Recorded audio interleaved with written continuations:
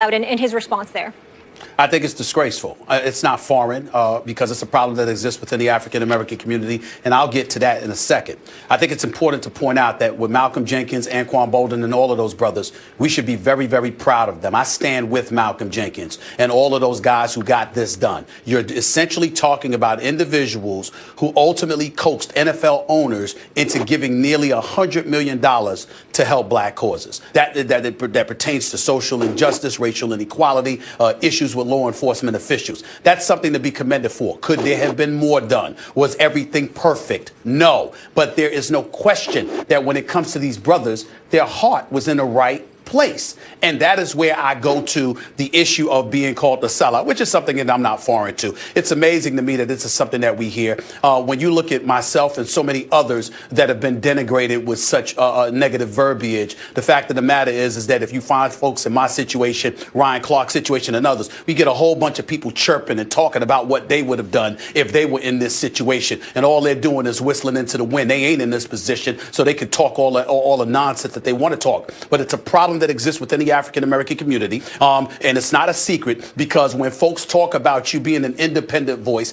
intellectualizing, educating yourself on particular issues, and then articulating and elocuting your position, what they're really saying is, we are cool with you as long as you march lockstep with us, even though we feign wanting independence and being independent thinkers. And that's a problem that exists within our community. Malcolm Jenkins and Anquan Boldin and those guys have done nothing, absolutely nothing, that warrants them being called sellouts. If you're Eric Reed or anybody else, and I'm not saying I know that Eric Reed did that, because I do not, but whatever player you are, if you disagree with some of the things that they could have done, you could speak to that. You could also sit up there and formulate a plan and have appropriate leadership. Because DeMaurice Smith, last time I checked, is an African-American who happens to be the leader of the NFL Players Association, thereby licensed literally and employed literally to negotiate things on behalf of the collective body of players surrounding the National Football League. For some reason, that hasn't been the case, and that's a story for another day. But what Malcolm Jenkins and Max and Ryan, what Malcolm Jenkins is pointing out,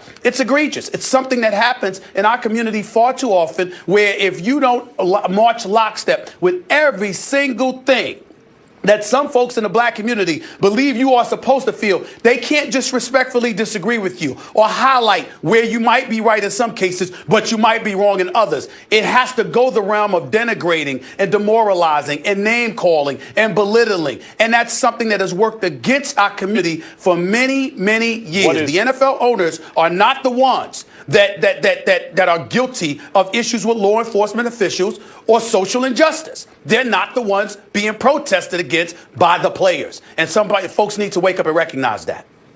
What is particularly galling, if you're Malcolm Jenkins, about being called the sellout? Well, here's a question. I'll make it real simple. How much of the $89 million is Malcolm Jenkins pocketing? None. Zero. Right? Is he getting some special title? No.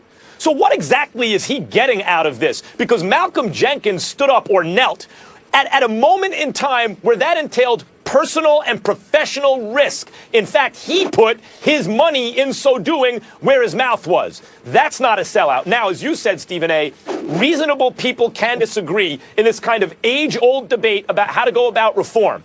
Do you work within the system to bring about change, or do you stay outside the system and pressure it that way? And reasonable people can disagree. Not everyone has to agree with working within. But that doesn't mean someone's a sellout.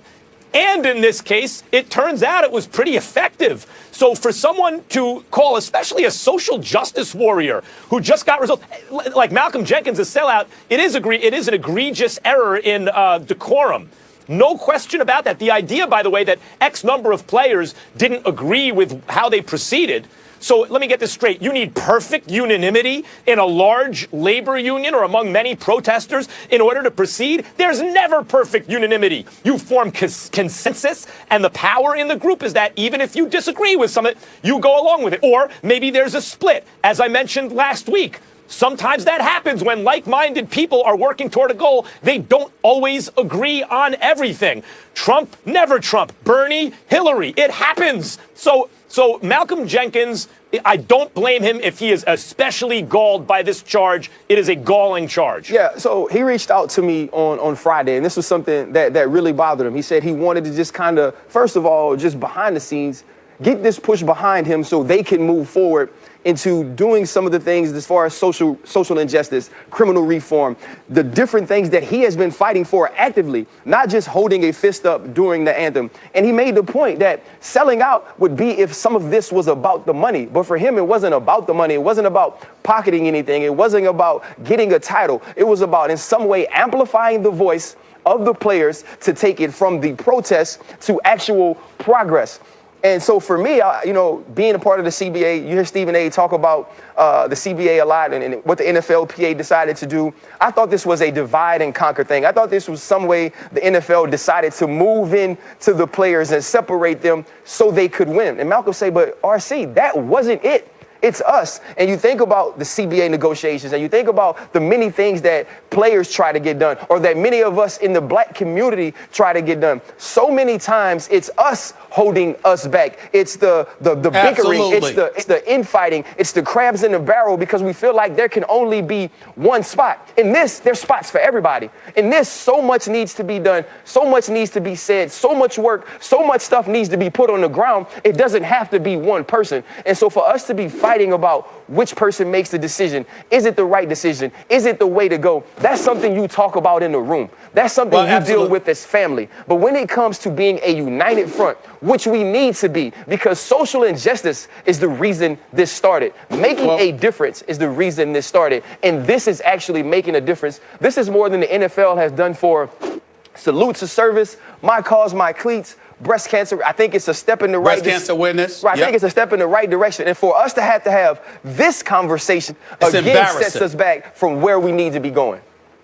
Well, let's call it what it is, Ryan. It's embarrassing. It's absolutely embarrassing. And not only that, the reason why I keep bringing up the Players Association, Ryan, is not to blame anybody. It's to highlight there's an African American that is the leader of the Players Union. Yep. So the social injustice, racial inequality, issues with law enforcement officials, it affects DeMaurice Smith just like it affects the rest of us. Me, you, and anybody else. Just like we speak, he could speak. Just like we have a voice, he could have a voice. And because he's connected to the NFL in some capacity, that, by the way, is very significant, that can't be ignored. But ultimately what it comes down to, and black America is going to have to stand up and look at this for what it is. Nobody has to say it. I'll say it. The reality of the situation is this. When we look at the damage that has been done to our community, okay, this is one of the issues, Max Kellerman, that may ultimately highlight it. Because whereas folks from the Jewish community, the white community, the Asian community, or anywhere else may disagree on issues per se, they're not calling each other names. They're not, I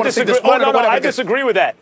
What? I disagree with that, guys. I understand why you might perceive. Yes, I understand why you might perceive it that way. Because if you are a member of the group that you want progress for, especially if you're a member who's been affected of it, you will notice the divisions and how that is not always helpful. I just want to say I don't think that's unique to African American people in their struggle. I mean, it happened during civil rights, by the way. I was saying to you, I said I assume, but then you corrected me and you say no, it happens in your community as well. Fair enough. Let's say this.